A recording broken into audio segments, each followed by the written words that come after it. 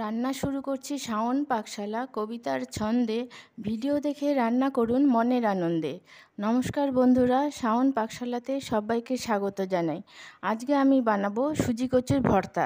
তার জন্য আমি সুজি কচুগুলোকে ছুলে নিয়ে ছোট ছোট করে কেটে ধুয়ে নিয়েছি সাদা সর্ষে, আপনারা সাদা কালো সর্ষে মিশিয়েও নিতে পারেন। নিয়েছি নারকোল, কয়েক কোয়া রসুন আর 10টা কাঁচা লঙ্কা নিয়েছি। আপনারা ঝালটা বুঝে দেবেন। এখন আমি এই সমস্ত ইনগ্রিডিয়েন্টসগুলোকে একসাথে মিক্সিতে পেস্ট করে নেব। আমি মিক্সিতে পেস্ট করে নিয়েছি, একদম স্মুথ পেস্ট হয়েছে দেখুন একদম। এখন আমি এইটাকে ফোড়ন করে নেব। আমি একটা ফ্রাইং প্যান বসিয়ে তেল গরম করতে বসিয়ে দিয়েছিলাম, সরষের তেল দিয়েছি। এই তেলের মধ্যে এখন আমি ফোড়ন করে নেব। শুকনো লঙ্কা 2টো নিয়েছি আর নিয়েছি কালো জিরে। দিয়ে দিচ্ছি থেতো করা 4 কোয়া রসুন। এগুলোকে ভালো মতো একটু ভেজে নেব।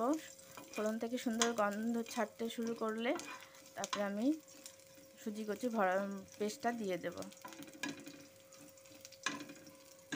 ফোড়ন থেকে সুন্দর গন্ধ বেরোতে শুরু করেছে, এখন আমি সুজি কচুর পেস্টটা দিয়ে দিচ্ছি।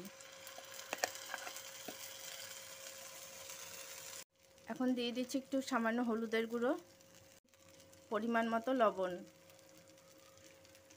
এখন সমস্ত কিছুর সাথে ভালো মতো করে পেস্টটাকে কষে নেব।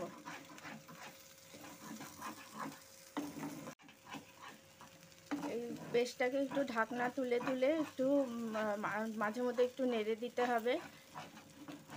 আঁচটাকে মিডিয়ামে রেখে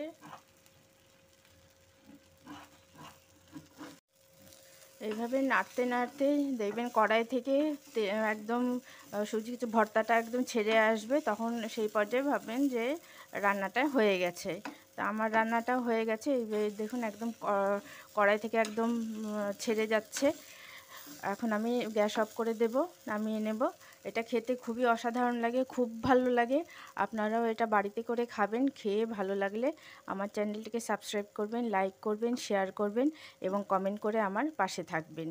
আর আরেকটা রিকোয়েস্ট করব, আপনারা কে কোথা থেকে দেখছেন তা আমাকে অবশ্যই কমেন্টে জানাবেন, তাহলে আমি খুব অনুপ্রাণিত হব।